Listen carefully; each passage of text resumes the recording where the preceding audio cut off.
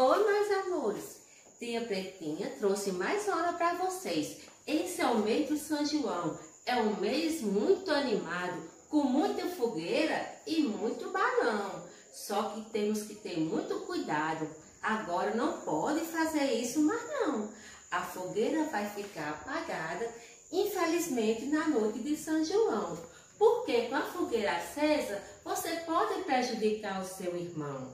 Então, não acenda a fogueira e nem solte balão. Mas mesmo assim, hoje, tia vai falar sobre a origem do São João.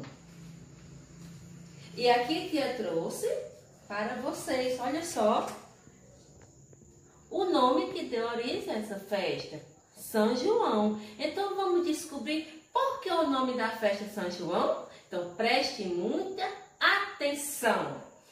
O que aconteceu que nós começamos a acender fogueira no São João? Conta a história que Maria ficou de visitar a prima Isabel. Mas Maria morava muito longe da sua prima Isabel. Então, como saber que Isabel estava prestes a ter um filho? Como anunciar? Se naquele tempo não tem os meios de comunicação que a gente tem hoje. Nem uma carta, minha gente, no tempo de Jesus, não tinha. Então, o que foi que elas combinaram? Isabel combinou com Maria que quando ela fosse ter o seu filho, ela iria acender uma fogueira.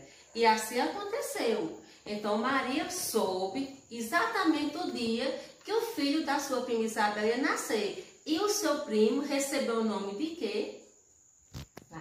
E o seu filho recebeu qual nome? Recebeu o nome João Batista.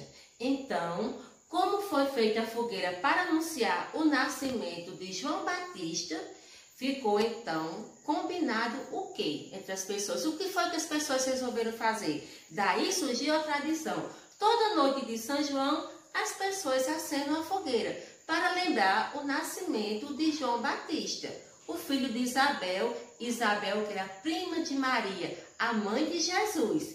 Todo mundo entendeu a história do surgimento das fogueiras? Então vocês vão fazer o seguinte, vocês vão dizer: olha, mamãe, esse ano a gente não pode acender fogueira, porque a fumaça pode prejudicar as pessoas que estão doentes. Então vamos deixar para o próximo ano. E o próximo ano nós vamos fazer uma linda fogueira e comemorar o São João com mais alegria, tá bom? Então, ó, beijo tia Pretinha e viva São João. Mas não pode acender fogueira não, tá certo?